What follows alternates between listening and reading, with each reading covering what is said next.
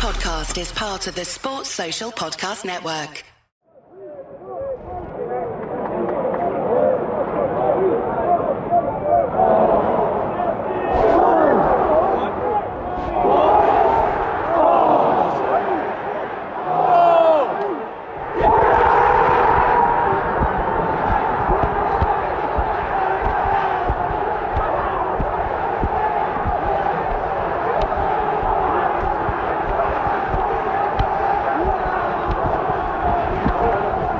Good was that? Listen to the noise from Old Trafford after Manchester United beat Barcelona in the Europa League. Again, it felt like a Champions League game, like a fixture between two of Europe's best teams, and it certainly is a fixture between two of the European teams on their way, returning to titles and returning to greatness. Maybe is this the start of something very good for Manchester United? It certainly feels like it, and it was a wonderful atmosphere in the second half and after full time. And if I wasn't sitting down to speak to you now, I think I'd have a spring in my step. Welcome, a very warm welcome to the Manchester United Weekly Podcast, where we're still buzzing. Less than a day after full time. We're recording on Friday afternoon. And Jack, life feels good right now.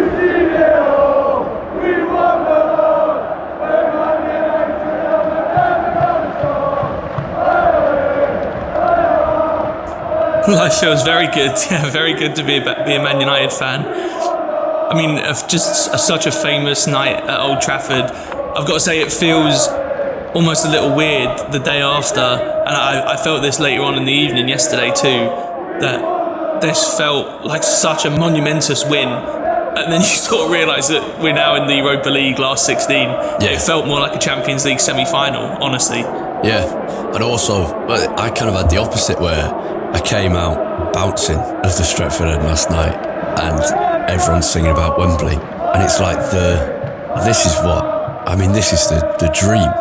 It's one of potentially one of the great United weeks. I'm not comparing it to in achievement terms, because going through in Europa League and winning the League Cup, not in chip, but just as a fan, certainly for this generation, it's one of the great weeks. And yeah, coming out bouncing and here in Wembley, and it's just this is incredible. It's brilliant. But I just spoke to I help Paddy Crowens every so often with his column for the Matchday programme, and I wouldn't normally re-spout his opinion, but I think it's worthwhile as a legend of the club and someone who's been watching every game for 60, 70 years.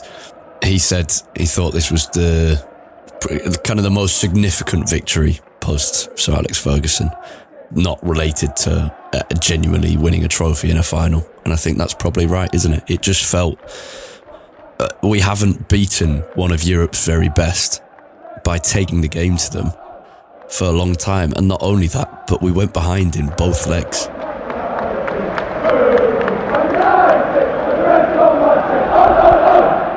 Yeah, in terms of the standard of the opposition that we've beat, I think really the only game that can compare would be the comeback against PSG in 2019. But I think that was even a little bit different, because that felt well, firstly, the goals were a little lucky in that game. We got a slightly dubious penalty. I think the first goal was a rebound from Lukaku, and it felt like PSG handed us that game more than we won it. And it was very much, backs to the wall. We probably went forward into PSG's half about 4 times in the entire game. This was not like that at all. First half, Barca were certainly the better team, but we dominated that second half. Barca had a couple of chances, Koundé and the one right at the end in stoppage time that Varane cleared off the line, but we were by far and away the better team in that second half, and it wasn't done through just sitting back and hitting on the counter-attack. We dominated the flow of the game. Like you said, we took the game to Barcelona in a way that I don't think United have been able to do really against any kind of top-level opposition since Sir Alex Ferguson left. And I think for that reason, it feels so significant, because this was an amazing sign that this team, there's obviously still a long way to go, but we are able to compete and properly compete and go toe-to-toe with some of the best teams in Europe at the moment. Yeah, and I watched Real Madrid's I mean, it's been a great week, hasn't it? Watching Real Madrid just absolutely spank Liverpool after they'd gone ahead early. I like that Ten Hag was very willing to bring up the Liverpool defeat to Madrid in his post-game interviews as well. That. I had a good laugh at that. He's having a good week, Ten Hag, in terms of little snippets in the press. We'll talk a little bit about what he said about Newcastle later when we preview that game. Yeah, that was very funny. But I did watch that and think, wow, we're still some way off Real Madrid, which is... It's a funny one, obviously, because Barcelona are 8 points clear at the top of La Liga. We've just beaten them and I think deserve to beat them. And yet you look at Real Madrid and think, right, that's another level up. And I think we are obviously still a few levels off. And there's questions in the Premier League that teams might set up slightly differently against United to how they'd set up against Arsenal and City. So we have a bit more space to play in. That was the challenge that Ole Gunnar Solskjaer had and couldn't overcome, trying to break down teams who just relentlessly sat back against United. I have every confidence that Ten Hag will surmount that challenge. Even in the late Sir Alex Ferguson years, we lost to Bayern Munich. We lost to Real Madrid in 2013. We lost to Barca twice in 2 finals. Barcelona. Yeah, when we came up against Barcelona, we were beaten by them. It's one of the great recent wins in Europe. I do mean very recent, but it's one of the great recent European wins. And yeah, it was wonderful. It was odd after they went ahead. Bruno Fernandes is obviously pulling him to give away that penalty, and he gives the referee an option. But it's one of those where the player's running away from goal right in the corner of the area, and you think, is a penalty kick, a free kick from 12 yards really a suitable punishment here? I think it probably was a foul. It just felt a completely unjust punishment for what the foul was. And the atmosphere up to that point had been great. It had been building from about 15 minutes before kickoff. The music has been, we've spoken about this before, the music's been turned off 15 minutes before most games this season, but it was advertised much more this time. It was good. It wasn't any better, I'd say, than City or Liverpool or Arsenal or a variety of other games, despite the kind of pre-match build-up. But it was good, and then it really took a hit after they went ahead, and it required United to come out for the second half and perform to get it going again. And then it was incredible, but there was a good 30-40 minutes where it just had that feeling of another Spanish team are going to come to Old Trafford, benefit from a decision, and just hold it out as they always do. But Ten Hag made what was that mood like in the stadium? Like you mentioned, that it sort of went not a bit flat, but the mood sort of turned a little bit after the penalty went in. What was it like when United came out for the second half? Obviously, we scored only a couple of minutes in, which lifted everything. Yeah. What was it like in the stadium when United came out from half time? Then what? Talk us through also like the scenes after. After we scored the second goal and after the game and everything. It took, it got a bit flat after they scored. It maintained it for probably 5 or 10 minutes after that. And then when United hadn't kind of really imposed themselves on the game in that next 10, 20 minutes, it was a bit flat and there wasn't that much to cheer about. It kept going, and there were 2 TRA sections this time, one in the Stretford end and one right next to the Barcelona away fans, who were also very good and travelled in louder and bigger numbers than I had expected. There was another section, 500 seats, next to the Barcelona fans. When it was good, it was brilliant all around the stadium, but it was a bit flat and it only got going at certain points, and a lot of the time it would just be small sections of the ground singing. And then when the halftime whistle went, there's a sense of disappointment. But as the players then came towards the tunnel, a sudden kind of roar of, right, come on lads, we can do this. And that's one of the key changes, I think, because there's such a belief that this team can turn games around. And there's just such a general belief in this team that, so as they came down the tunnel, they needed their heads lifting, and they got it from a big old roar. And then when they came out for the second half, exactly the same kind of noise. And instantly you could see that we were a better team, and that rubbed off. And the equaliser was, for it to come so quickly, was brilliant, because it would have dragged on painfully, I think.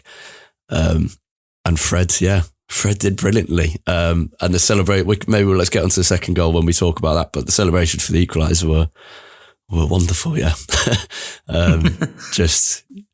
It's just kind of euphoria, isn't it? But Fred, the thing I noticed as well in the stadium, just watching from afar, after the game, Like, I don't think I've ever seen so many United fans stay behind after a game, not only to, serenade the players and the manager as they're walking off, but, believe. Robin Van Persie's getting sung as he's on the sideline for BT. Like, it seemed like pretty much the entire Stretford end had stayed in the stadium for like half an hour after You just the game. don't want to leave, because why would you? It's just pure kind of cloud nine, sailing on absolute euphoria. Why on earth would you want to leave a place like that? And eventually you do, because you're going to get thrown out in 5 minutes, so you might as well move on and bounce into the pub and carry things on. But yeah, the second goal was just, words hardly do it justice, don't it? I remember the City game, it was, I would say, I don't think it was any different to the City or the Liverpool games. And I actually said, it feels amazing to beat Barcelona, but in terms of atmosphere and buzz, I think the derby was probably bigger and better for me. I don't know whether that was because it was a daytime game and because you then had a long time after to really let it soak in, it wasn't nighttime, or because it was a derby and our local rivals, and maybe because we went behind when we played quite well, and etc. So maybe that I felt that was just a little level above. But in terms of you just felt the significance, and I think this took a while to sink in. I was saying about half an hour to my mates in the pub. Just I don't think this is sunk in yet, and maybe it hasn't yet. But yeah, the second goal was incredible. It's just bodies flying, and I was sat. I've mentioned this a couple of times before, but I particularly like my seat moves just a little bit between the blocks in the lower tier, the Stretford end, between about 5 blocks each game in Tier A section. And I particularly love when I can look across the Stretford end and up at Tier 2 and just take a moment to see limbs and faces and embraces, and it's my favourite sight in the world. It doesn't get better than that. Fred scoring a massively important goal. He's a United hero now. Fred only scores big goals, pretty much. Yeah. I feel like every time Fred pops up, it's either in a big game or a winning goal. Well, here's my question to you then. Is Fred Manchester United's 2023 Ji-sung Park? I think in 2023, yes. I think the issue... Yeah, I think that's... The issue with... And this isn't Fred's fault, by the way. The issue has been, imagine if Ji-sung Park was United's best midfield option for 5 years beforehand. Like that's where it's been an issue with Fred. He should be a Ji-sung Park role kind of player, and that's what he has been in the last most of this season.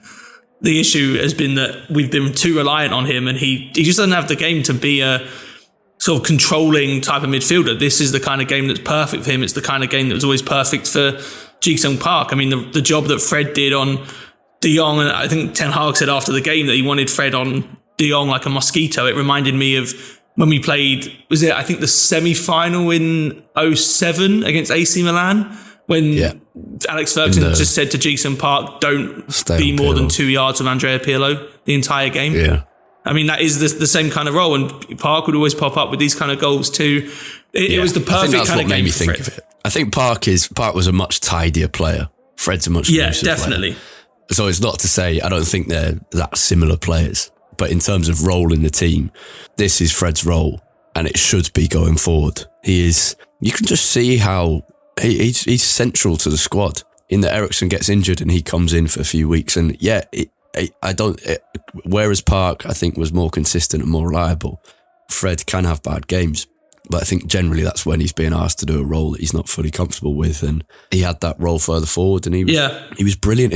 I just mean he's core to the squad because he's happy being that, in that Park role. He's not going to rock the boat, and he's a crucial rotation option, but also coming up with the goals that he has in the last 18 months or so is so valuable. And especially when you think about the Portuguese speaking core as well. So you've got Bruno Fernandes and Dalot, but also the Brazilians, Casemiro, Antony and Fred. That's a proper core part of the team. And yeah, Fred is just a crucial piece of the jigsaw at United as well. So I think it's fair to. I think he is our many differences, but I think he is our Ji-sung Park of today. In big games, I don't think there's many. In certain types of big games, anyway, especially games where there's quite a bit of chaos, a lot of transitional moments. I think there are few midfielders, probably in the world, honestly, that you'd want over Fred in those kind of scenarios, because he is just so good at being, without meaning to put his game in such simple terms, he is so good at just being a nuisance. and sometimes that's exactly what you need. That's the word I was thinking of. There are plenty of midfielders I'd want ahead of him. I think I better clear that up, even in those moments. But I agree, he's great to have because he's just a little nuisance. In terms of what changed between the first and second half, you will know better than me. But Weghorst came off. It was clear that wasn't working. And we spoke about this in the episode earlier in the week, that it's becoming, Ten Hag's changes are becoming more obviously brilliant. And again, he read the game and made the perfect change. Yeah, and I think this is, becoming a big sort of pattern, especially in recent times, that Ten Hag, he just understands the flow and the state of games incredibly well and incredibly quickly. So first half, I think the big thing that changed was both in possession and out of possession. I think there was a big change. Out of possession, what kept happening in the first half was United were quite aggressive in our press. And I thought the front four actually pressed quite well. We had obviously Bruno, Weghorst, Rashford and Sancho. I think we put Barca, their backline and Busquets under a decent amount of pressure. The issue though was that we would sort of narrow, the wingers would come inside, push onto the centre-backs, and then the full-backs wouldn't jump onto the full-back, on Barcelona's full-back on the same side of the pitch. So that out ball was always there. It was very similar actually to what we talked about from the first half of the Leicester game too. Kind of the same kind of issue. The adjustment in the second half was that I don't think, even though we were winning the ball back higher up the pitch, I actually don't think we were putting as much pressure on Barcelona's defence. We were in a much more kind of controlled defensive shape, which Antony has always been very good at. We've talked about it all season, how good he is at improving our out of possession shape. And then we were really jumping onto Barcelona as soon as the ball moved into midfield. And that's where Fred really came into the game, because he was so much more effective in that role. In possession, I think what really changed was we were struggling on our right-hand side, Barca's left, with Balde getting so far forward. So obviously where the penalty came from. And in transitional moments, obviously Bruno Fernandes not being a natural right winger, not having the pace of our other options like Antony, we weren't able to take advantage of the fact that Balde was pushing so far up the pitch, and Christensen was basically left playing as a left back for a lot of the game. There was one point in the first half, don't know if you remember this, Harry, where Sancho picked up the ball. I can't remember what minute it was, but Sancho picked up the ball in the middle of the pitch in sort of a transitional moment. Sancho picks up the ball and tries to play a long sort of through ball out to the right hand side, and Bruno just gets outpaced by Christensen. Then in the second half, you bring Antony on, we can start exploiting that ball over the top. Casemiro hit one through to Antony where he tried to square it to Rashford and would have been an easy tap in. That was the big thing, is that we started actually making Barcelona pay for that incredibly high line and taking advantage of the fact that they were leaving a not particularly quick centre-back with 50 yards of space in behind him. So I think that was really the biggest difference. But it also, it all comes back, it all stems back to, we just didn't let Barcelona control the game. Because I think even if we'd have had Antony on the right wing in that first half, I don't know if it would have made the same difference it did in the second, just because when Barcelona are controlling possession to the extent that they did, we weren't even able to attempt those kind of passes in the first half. Yeah. I guess what's probably the key in terms of us speaking about these halftime changes that Ten Hag's making in the recent games is that the key thing is that he now has built a squad that he trusts rather than just the first team. Yeah. Because that was the limit back in autumn. It was pretty clear that he didn't trust the players on his bench, didn't trust the turns. And the other great sub was Garnacho, who he did brilliantly when he came 18 on. And just, there was a moment where he played a 1-2, I think, inside with Fred, and then crossed, and Rashford left it for, I can't remember exactly, but I think that'll probably spark an image in your head vaguely. And me, my brother and my dad just turned to each other with that kind of, yeah, that's it. When you see there's a moment with young players where and Garnacho was building these up and up. I think the assist against City was probably the biggest one for me, but this performance was another under pressure against Barcelona, maintaining a lead, and some of the quality he showed, you just thought, yeah, he really has got it. It was brilliant. The other moment that really stood out to me was when he drew the yellow card from Busquets. He picks up the ball basically sort of halfway inside our own half, and he's got three players around him. He sort of takes it outside then inside of Koundé, skins Busquets and has to pull him back and draw a foul on the halfway line. At that point, I think we were already leading by that point. He buys us, a couple of minutes of time wasting. That run and the ability he spots space so well. And I thought he came on, obviously he was involved in the build up to the second goal, but I just thought he offered us such an out ball when we really needed it desperately, and did really well to just help us get out and get up the pitch so many times in that last sort of 10 minutes or so. There's so much else we could talk about. Casemiro's amazing saving clearance or block of De Gea. No one else makes that challenge. That was just, incredible from him. Varane's block at the end, Martinez throughout was just brilliant. I think we should talk for a minute just about how good are Martinez and Varane. I mean, you can add Casemiro to that too. I saw a tweet saying the upgrade from Maguire, Lindelof and McTominay last season to Casemiro, Martinez and Varane now. Those three alone is enough to transform a team. Yeah, well, I mean, they are the transformative players, I think Eriksen was brilliant until he got injured, but I wouldn't call him a transformative player. Casemiro and Martinez are the key, and Varane has been brought back up to the level we knew he had by them. And he's fit, crucially. Yeah, it's been managed very well. But those two together, they're incredible, and the crowd and the team play off each other now, because Old Trafford and the away support as well can see, when you see characters like Martinez and Casemiro and Varane, how could you not just support your team for 90 minutes straight? It's especially in the case of Varane and Casemiro too, I think it's also these are players that have won the Champions League 5 times each, or 4 times maybe in Varane's case. It's fear factor for the opposition as well. But you see them caring so much. I think we mentioned this after the Chelsea game when Casemiro scored the equaliser. You see these players that theoretically have almost no reason to care about a last 32 Europa League game, and you see how much it means to them, and I think that rubs off on the team, but also on every single United fan that sees that, because it sort of underscores just how much every single game means to these guys. And that's the attitude that they've brought, and we see it in every game. It's rubbed off on everyone else. It's brilliant.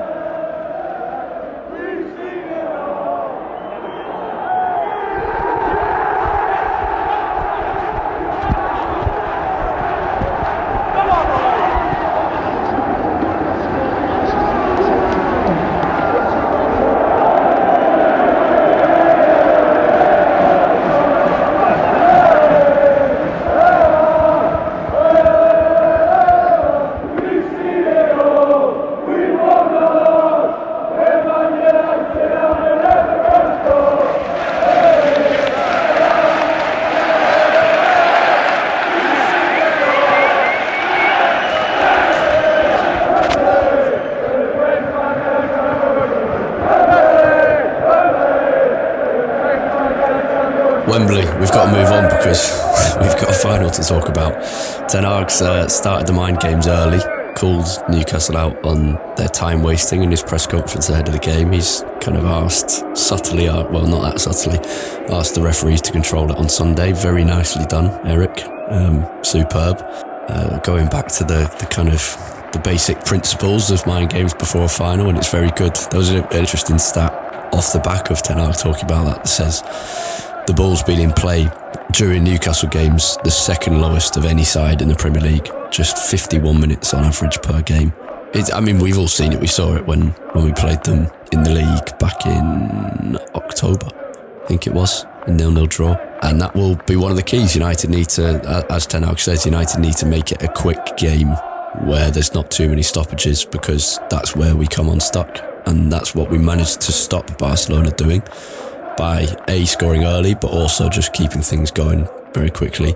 And then we turned it on its head late on by going down for various injuries and etc. I think the key thing when you're playing a team that does that is not getting dragged down to that level. It's easy to make the whole game feel quite flat and slow, but every time we have a set piece, you keep the tempo up and you sort of drag Newcastle back to our level, not the other way around. It's about leadership and you'd expect Harry Maguire not to start, so Bruno Fernandes would be captain. But you've got to be clever and kind of, and this is what the United team's evolved, but particularly Mourinho's Chelsea were very good at, is rotating who's kind of berating the referee or the opposition. So you're not getting yourselves into trouble, but you're keeping that pressure on the ref up to keep things going. So at times it has to be Casemiro, Varane, Martinez, whoever. You always need someone getting in the ref's ear, but it has to rotate so that not one person's getting punished. And those are kind of the small things that help you to win finals, and you can have every faith that they will be put in place.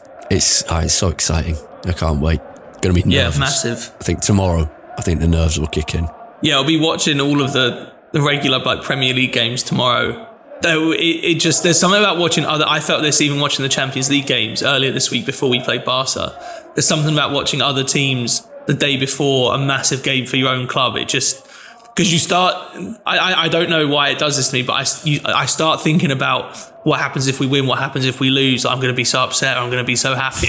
And it sort of builds the importance of the game up so much in your mind. But I mean, this is huge. We said in the Patreon Q&A earlier this week, we had that great question about which game would we rather win, and we both said the League Cup final. See if we can win both. That would be great. But this is a massive game for United. I said it might only be the League Cup, but this feels like it could have such an impact on this team for the rest of the season. I said to a mate, Nathan and Kieran, who I know sometimes listen to this, after the match against Barcelona, that as Ten Hag came over to the Stretford end at the end, he was quite calm actually. He celebrated the goals, and we watched that back after. It was great. But as he was coming down the tunnel, he was pretty calm. I think he was just because I think he was trying to give off the appearance of being calm ahead of Sunday. But as he came over, there was this sense that I felt, I think everyone, where he just thought, I would kill for this man. I would do anything for him.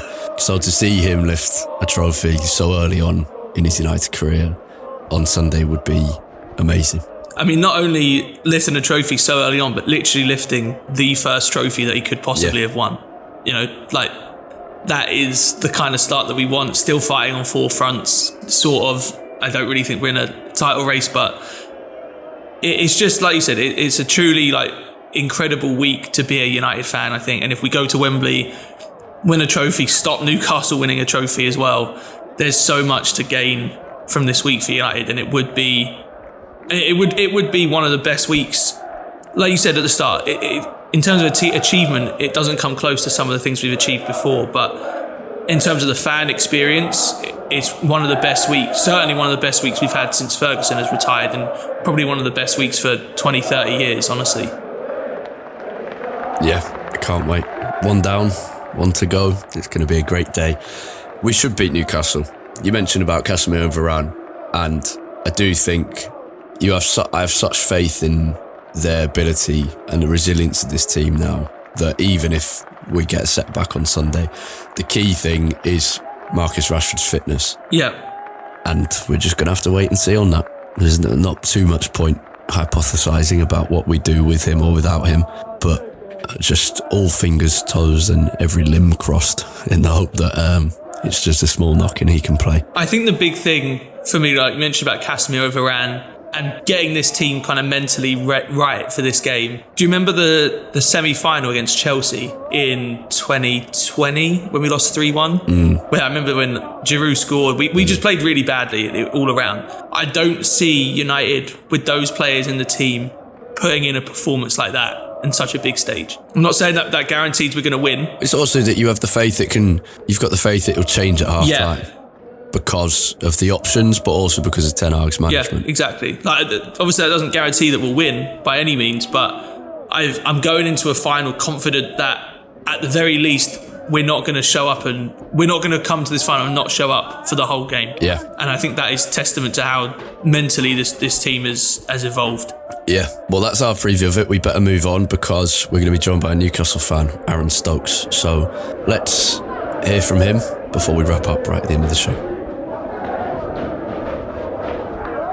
At Discount Tire, we know your time is valuable. Get 30% shorter average wait time when you buy and book online. Did you know Discount Tire now sells wiper blades? Check out our current deals at DiscountTire.com or stop in and talk to an associate today. Discount Tire. Let's get you taken care of. Okay, Okay, delighted to be joined by Aaron Stokes here, Newcastle fan and journalist. Aaron, first of all, can you introduce yourself to us? What's your role and how long have you been supporting Newcastle for? Oh, well, I've been supporting Newcastle United all my life for my sins. Good to finally seeing them enjoying a bit of success. And yeah, I'm the Newcastle United editor for the Newcastle Chronicle in the North East. I've done that for about a year now. Some would say I'm a good luck charm. And before that, I was at the Nationals. I did a bit of work for the Daily Mirror and the Daily Star. But yeah, now I'm back in the North East. As a fan rather than a journalist, what are your emotions ahead of Sunday? It's really difficult because, I've been covering the club for a couple of years now, and it's hard to sort of think like a fan. All my thoughts this week have just been, right, we need to get this sorted and that sorted for Wembley, and trying to write about the club sort of objectively. But as a fan, you're delighted. We've waited so many years for this to happen. We haven't obviously been at Wembley for a cup final since '99 when Manchester United, beat us on that day. So for a large part of the Newcastle United fan base, it's the first time they're ever going to experience Wembley. So it is fantastic. But yeah, I think the nerves will start building on Friday and Saturday. Yeah, on the subject of nerves, what are Newcastle fans' main concerns right now? Obviously, goalkeeper is, I'd imagine, going to be one of them. But is there anything else? Yeah. I think even before Saturday, before Nick Pope's red card, there was definitely concerns about the form. Newcastle did so well at the start of the season, and then since the World Cup, they've stagnated a little bit. They've only scored 6 goals in the league since Boxing Day. 3 of those came on Boxing Day. The defence looked shaky against Liverpool for the first 20 minutes for the first time really in a good couple of months. And look, you've just got to only look at that Manchester United team, what they're doing at the minute, and Rashford's form and how well they're playing, to know that Newcastle United are underdogs. Obviously, their task on Sunday has been made a lot harder by Nick Pope and that one moment of madness, the first mistake he's made all season, and it's going to cost them a place at the final. But Newcastle, maybe it's a good thing that they're underdogs. The pressure's maybe off them a little bit. Obviously, with Manchester United having to play Barcelona, there is maybe a slight advantage there, but it's going to be a tough game on Sunday, definitely. You mentioned Rashford. I was going to ask, as an opposition fan, what do you fear about Manchester United at the moment? Is he the main? Yeah, look, I think he's definitely the main issue at the moment. He just looks like he's enjoying, arguably the best period of form of his career. He just looks in that, mood at the moment where whenever he's in front of goal, you sort of know he's going to score. So that's a concern. I think Jadon Sancho coming back to form is another worry for Newcastle.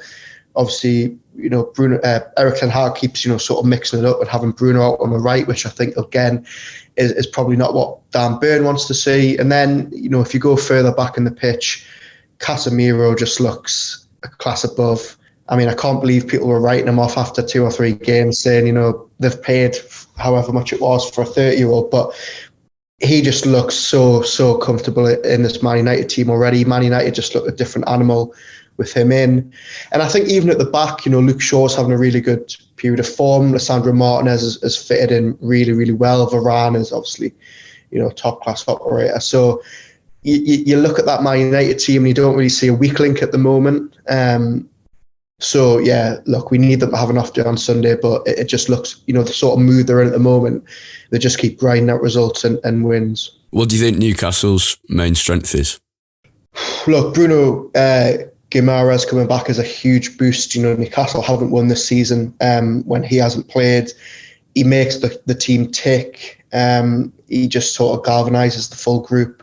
His return will be huge for them. I think you've still got to look at that defence. I know that they've been a little bit shaky in recent weeks, and that long record that they have of keeping clean sheets is gone. But, they've still been performing really well. Botman and Chev have formed a fantastic partnership. Trippier's, just a fantastic leader. And, Alan Maximin had a really, really good game on Saturday against Liverpool. He's been in and out the team. He's been struggling for form, but he played really, really well on Saturday. And I think if he starts, which I hope he does, I think it's the type of game that'll suit him, and I think he'll be up for it. So there's certainly positives. Yes, Newcastle's form in the last couple of weeks has tailed off a little bit, but we saw back in October, they've proven this season they can match Man United. And I know that was obviously a different period of the season, but I think Newcastle on their day, if everyone performs, their best, I think they can make it a very, very tight affair. Yeah, so Maximan's one of those that we know what he is, but he's still kind of an unknown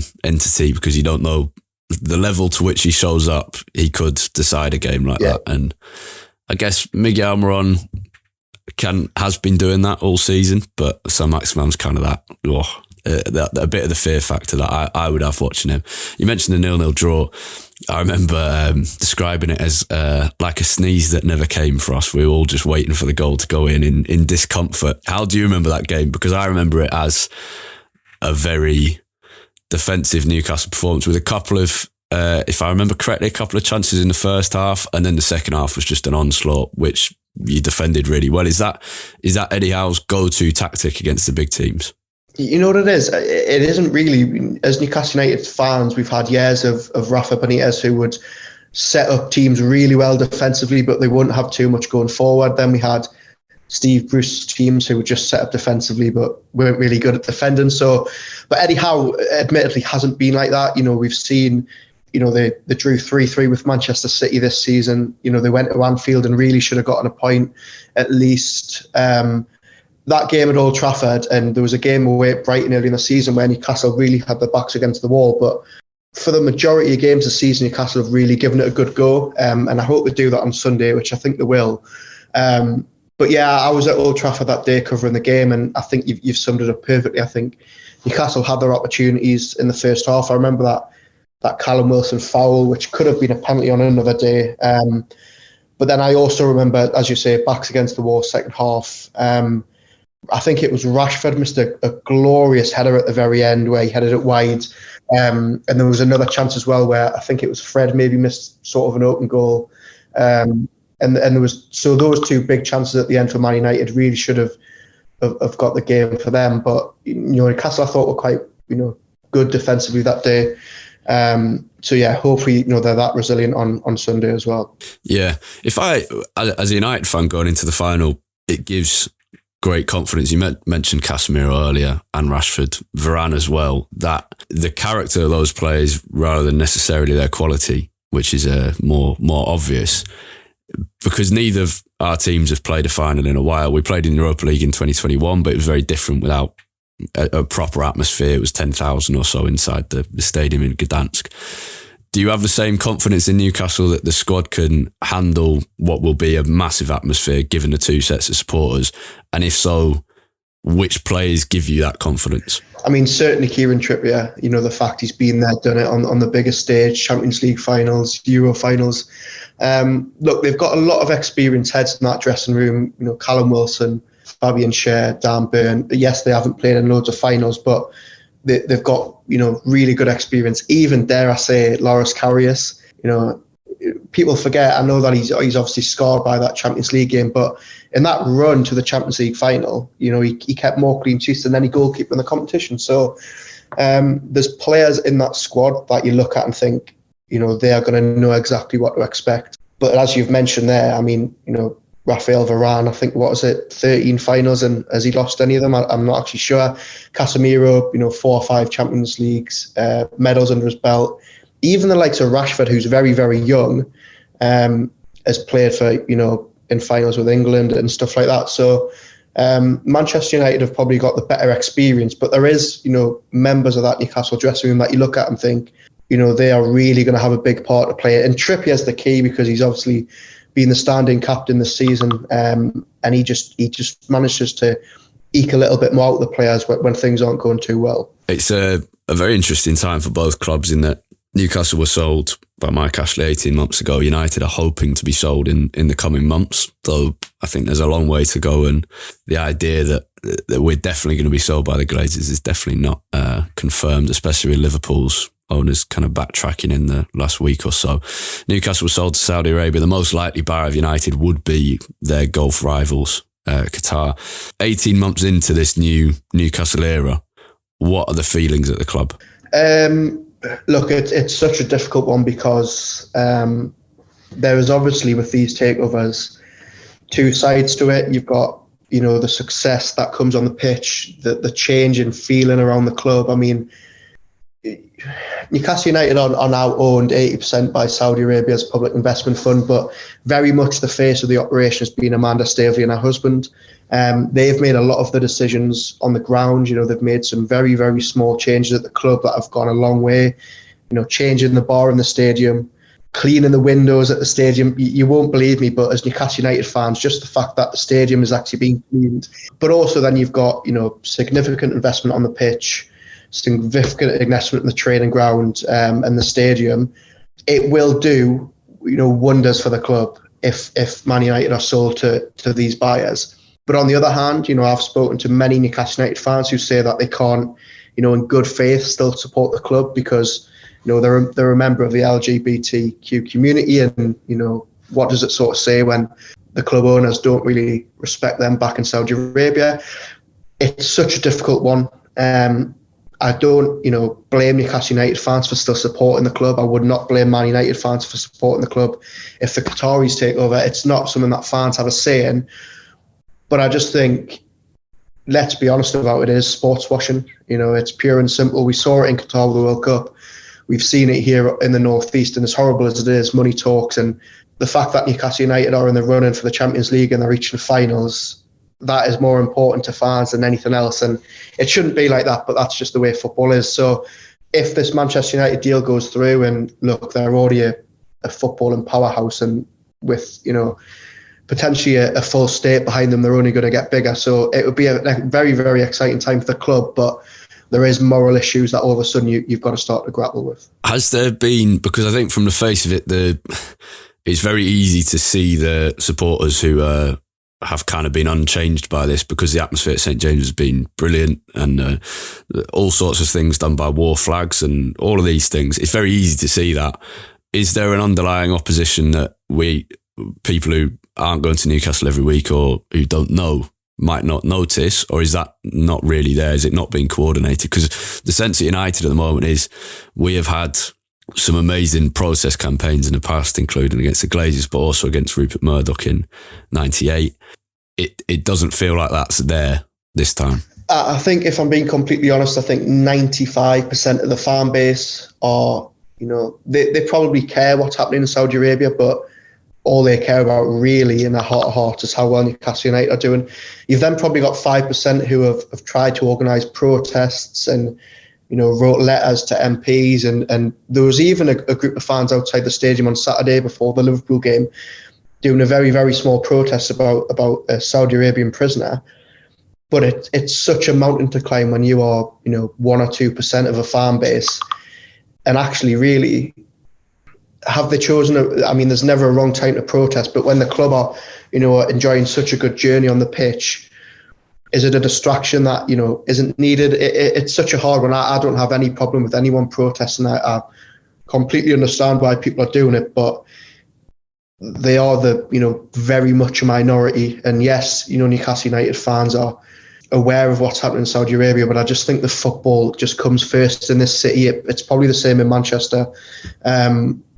And I think Manchester United fans, look, you'll know more than me, but I think seeing what they've done to try and get the Glazers out in a couple of years, I can't see there being, the type of protests against the Qataris coming in because of, what they've experienced the last couple of years. Yeah, in that sense, it's a very similar situation in that Mike Ashley was 14 years. Is that right? Yeah.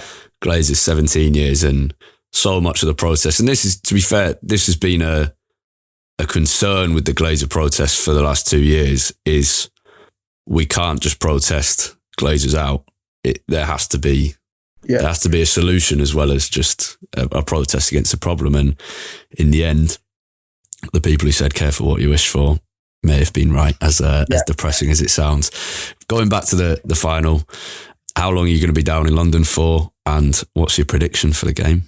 We're heading down on Saturday morning, a couple of us here at the Chronicle. We're heading down Saturday morning. We're going to go and do a live event in one of the Newcastle United pubs in near Trafalgar Square. And then, covering the game Sunday, and then back to Newcastle Monday, where hopefully we'll be planning for a trophy parade.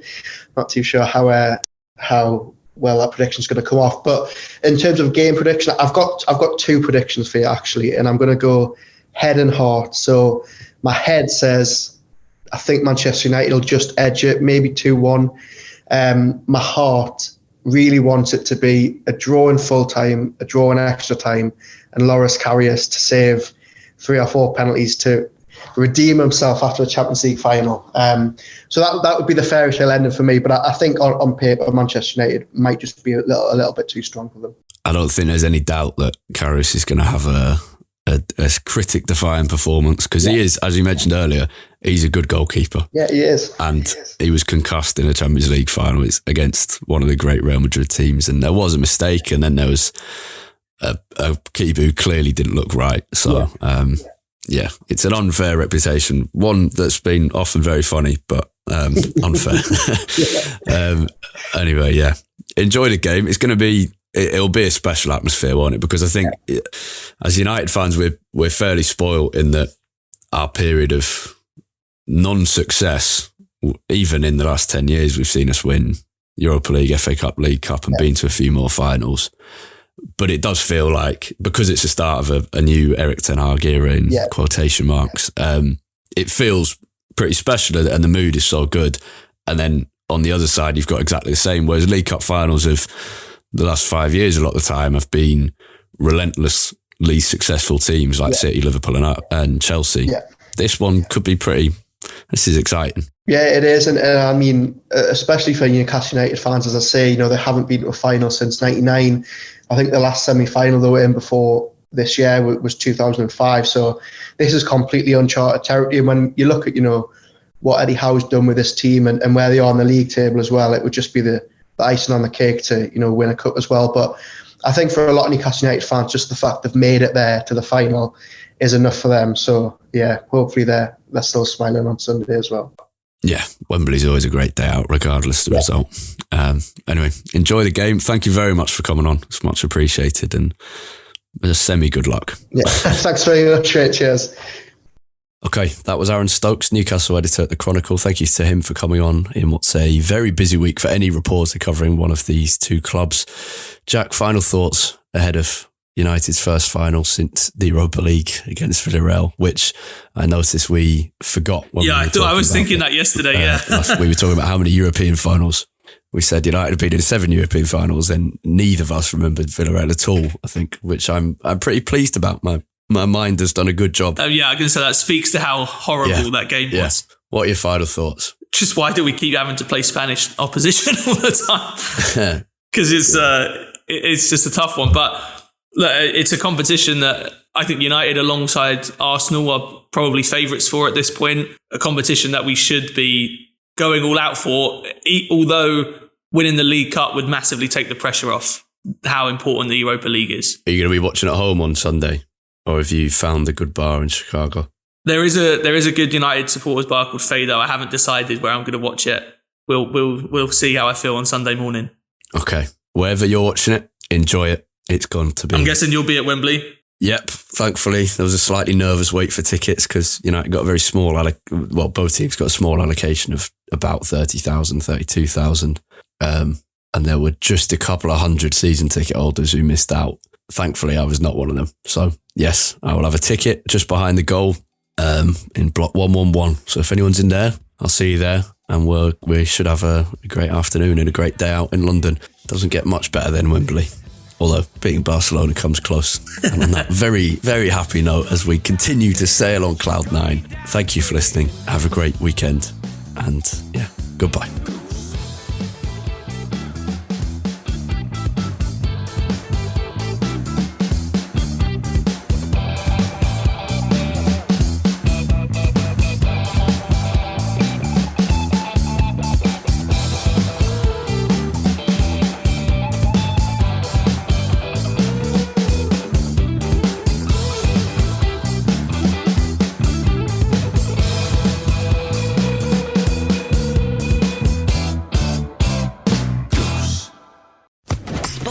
Social Podcast Network.